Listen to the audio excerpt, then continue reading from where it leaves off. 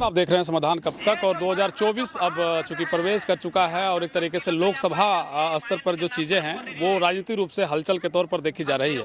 पूरे झारखंड में जेबीकेएसएस के माध्यम से लगातार आंदोलन हो रहे हैं, लेकिन कल रांची में एक कार्यक्रम हुआ जहां जेबीकेएसएस में रिजवान क्रांतिकारी जो हैं वो शामिल हुए, मीडिया से मुखातिब हुए। अब आज जो है पीरटांड के खरपोका में काफ़ी संख्या में लोग हैं, एक तरीके से जनसलाह भी देखने को मिला। ज़बरदस्त भाषण दे गए, आप घोषणा कर गए कि भाई ये घर वापसी नहीं है हम लोग का एक तरीके से। और कल भी चीज़ें आई कि भाई कोई प्लान था कि हम लोग, विचारधारा एक थी, अब चीज़ें थोड़ा सा अलग अलग दिख रही है, अब मंच साझा कर रहे हैं। क्या लग रहा है कि जो बिखराव रहा उसमें कुछ असर देखने को मिलेगा चुनाव में? बिल्कुल, ये बदलता हुआ झारखंड हम लोग का एक दृश्य था ये पीरटांड के खरपक्कों में।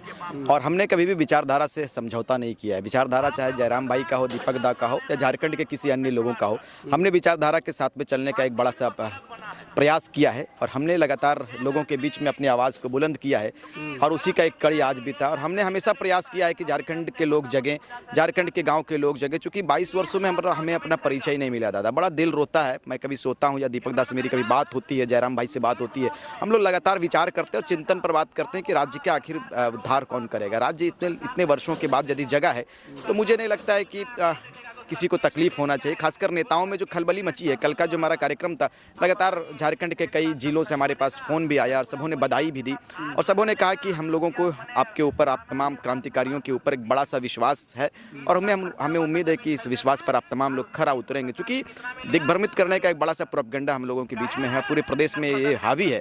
कल आपके पत्रकार साथियों ने हमसे सवाल भी किया कि एक तरफ धनबल है, एक तरफ आप लोग हैं, क्या कहेंगे। हमने कहा कि देखो, हम लोग बेशक गरीब परिवार से बिलोंग करते हैं, इसमें नो डाउट। चूँकि हम लोग एक गांव के परिवेश में हमेशा अपने आप को खड़ा किया है, लेकिन अब गांव की आवाज़ सीधे दिल्ली तक पहुंचाने की एक बड़ी तैयारी है। और इस तैयारी के साथ में हम लोग अपने मुहिम में जुड़े हैं और बिल्कुल बाकायदा हम लोग ग्राउंड लेवल पर काम कर रहे हैं। और इस बार हमने नारा दिया है कि हमारा लड़ाई जो है वो ग्रास रूटेड और पैराशूटेड पर होगा। हमने पैराशूटेड को नेगलेक्ट करेंगे, हमारे लोगों नेगलेक्ट करेंगे और गाँव के लोग नेगलेक्ट करेंगे और गाँव के लोग ग्रास रूटेड लोगों को चुनने का काम करेंगे। अच्छा, एक बात बताइए, जब आंदोलन का रूप आप लोग जब तैयार कर रहे थे तो क्या ये पहले से ही प्लान किया गया था कि रिजवान क्रांतिकारी अलग तरीके से काम करेंगे? क्योंकि जो चीज़ें निकल कर आई उसमें लगा कि बिखराव है, अलगाव है और कहीं ना कहीं विचारधारा की बात ठीक है आप कह रहे हैं, लेकिन चीज़ें साथ में नहीं दिखी, अलग अलग दिखा। अब जब चुनाव की बारी आई है तो अब सब साथ में नजर आ रहे हैं। हालांकि इसको खंडन आपने कई बार किया है, लेकिन आपको लगता है कि इसका असर देखने को मिल सकता है? क्योंकि चुनाव का माहौल में हो सकता है इन सब चीज़ों पर एक बार हो सकता है कि इसका असर देखने को मिले। देखो, मैंने हमेशा कहा है कि शुरुआती दौर में सबों की जो बागडोर होती है तो बहुत ज़रूरी नहीं है कि हम किसी चीज़ों पर बहुत मुकम्मल तरीके से अपने आप को स्थापित कर पाएँ। जयराम भाई ने, हम लोगों ने, सारे लोगों ने स्टार्टिंग में लोगों के बीच में अपनी संवाद को स्थापित करने का बड़ा प्रयास किया था, लेकिन हम लोग नादान रहते हैं, शुरुआती दौर रहती है हमारी ना। तो बहुत सारे धर्म के लोग हैं, बहुत सारी, ये धर्मों का देश भी रहता है, हमारे लोग हैं, आदिवासी भाई हैं, मूलवासी, तमाम लोगों के बीच में जाना होता है। ये ज़रूरी नहीं है कि हमारा विचारधारा उन जाति के बीच में वो मेल खाए। इसीलिए हमने कहा कि मुसलमान अपनी लड़ाई को बेहतर रूप से लड़े हैं, चाहे देश की आज़ादी हो या राज्य की विभाजन की बात हो, अंग्रेजों से लड़ाई करने की बात हो। हमारे लोगों ने मुखर होकर, हमारे लोगों ने नील का पत्थर साबित हुआ है और लड़ने का काम किया है। हम अपने लोगों के बीच में गए, अपने तरीके से बात की और हमने कहा समझाने में आप तमाम पत्रकार बंधुओं का भी बड़ा आशीर्वाद है और तमाम लोगों का साथ भी मिला। हम अपने लोगों के बीच में अपनी बातों को रखे और हकीकत से अवगत कराने का काम किए और उसी की एक कड़ी का हमारे जन सैलाब के रूप में आप देखें कि मुस्लिम समुदाय के हजारों की संख्या में कल जयराम भाई के साथ में जेबीकेएसएस में अपना समर्थन देने का काम। धनबल आप कह रहे हैं कि एक तरीके से धनबल है और वो शायद कैसे इसको लड़ा जाएगा। मेथड आप कह रहे हैं कि इस मेथड को हम तोड़ देंगे। बहुत बड़ा मुद्दा एक तरीके से अभी भाजपा को लेकर कहा जा रहा है। कल 22 जनवरी है, बड़ा विशेष दिन है। आपको लगता है कि ये जो जातिवाद वाला जो तमगा है, जो लगातार आप मुखर होकर कहते रहे हैं कि जातिवाद से हम लोग ऊपर हैं, लगता है कि इसे हटाया जा सकता है और ये चुनाव में जो मेथड तोड़ने की बात कह रहे हैं ये कामयाब होगा? देखिए, हम जिस प्रदेश में रहते हैं वो झारखंड प्रदेश है। मैं बेशक मैं सम्मान करता हूँ, राम मंदिर का प्राण प्रतिष्ठा भी है और वो चुनावी एक रणनीति यदि वो कर सकते हैं तो करेंगे, लेकिन झारखंड में इसका असर नहीं दिखेगा। झारखंड के 2400 जिलों में हम लोग गए हैं, 2400 जिलों में हमारी टीम तैयार हो चुकी है। ग्राउंड लेवल पे हर जाति, हर समुदाय, आपके बीच में पंचम इक्का जी हैं। पंचम इक्का जी भी आदिवासी समाज से बिलोंग करते हैं, दादा हैं महतो समाज से बिलोंग करते हैं, मैं खुद मुस्लिम समाज से बिलोंग करते हैं। एक बड़ा समीकरण आपको दिखेगा, एक बड़ा जातीय समीकरण जिसको कहते हैं लोग, ये दिखेगा, बहुत जल्द दिखेगा। और हम लोगों का प्रयास है कि सीधे दिल्ली भेजेंगे और दिल्ली विषयों के साथ भेजेंगे। हमारा उद्देश्य है कि लोगों की जो मनसा है, जो लोगों का डिमांड है, पहले रोटी की बात होनी चाहिए, मंदिर और मस्जिद की बात बाद में होगी। यदि हम भूखा रहेंगे ना सर, तो भूखे में हमारा परिवर्तन और कीर्तन नहीं हो सकता है। रोटी की बात को हम लोग आगे लाएंगे, पलायन के मुद्दों को लाएंगे। हमारा जमीन लगातार छीनता हुआ जा रहा है। आप देखेंगे आज ये सुदूर जंगल क्षेत्र रहा है, लेकिन आने वाले समय में क्या गारंटी आप दे सकते हैं कि इस क्षेत्र में जो उद्योगपति है उनका प्लांट नहीं लगेगा, जमीनों का हड़पा नहीं जा सकता? नहीं, नीति नियम बनाने की आवश्यकता है। आज हमारे खदानों पर कोई नीति नियम नहीं बना, खदानों को लूट लिया गया। खदान क्या, वो हमारे खेतों को लूटा गया, हमारे खेतों को चीरकर कोयला निकाला गया और उत्तर प्रदेश भेजने का काम किया। नहीं, व्यवस्था को बदलने के लिए क्रांतिकारियों का टोला चला है सर। JBKSS जो है वो केंद्रीय कमेटी का विस्तार कर चुकी है। कई लोग जो हैं वो बनाए गए हैं। पहली सूची दूसरी सूची एक तरीके से हो गई है। अब जब सूची का एक तरीके से पूरा स्वरूप सामने जब आएगा, रिजवान क्रांतिकारी तय हो गया है,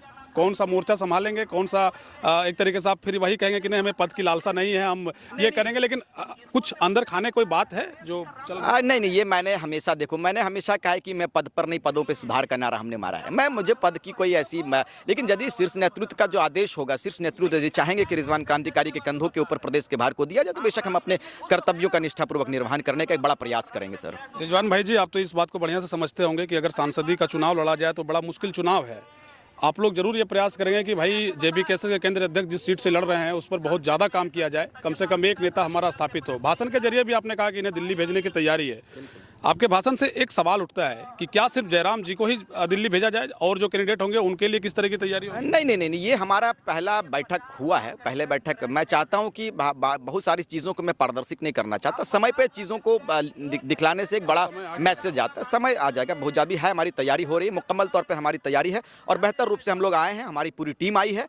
जयराम भाई के साथ हमारी लगातार बैठक भी हो रही है, लगातार बातें भी हो रही है। गिरिडीह पर हमारा पहला फोकस है, धनबाद पर भी सेकंड है, कोडरमा, हजारीबाग, इन तमाम जिलों पर, रांची पर भी बात हो रही है। हम लोग बहुत जल्द इस पर हम लोग चर्चा करेंगे और लिस्ट जारी करने का काम करेंगे। अल्पसंख्यकों को एक तरीके से आप लाने का तैयारी कर रहे हैं JBKSS में, एक दो चेहरे जिसमें बड़ा चेहरा आप एक तरीके से देखे जा रहे हैं अल्पसंख्यकों के तौर पर।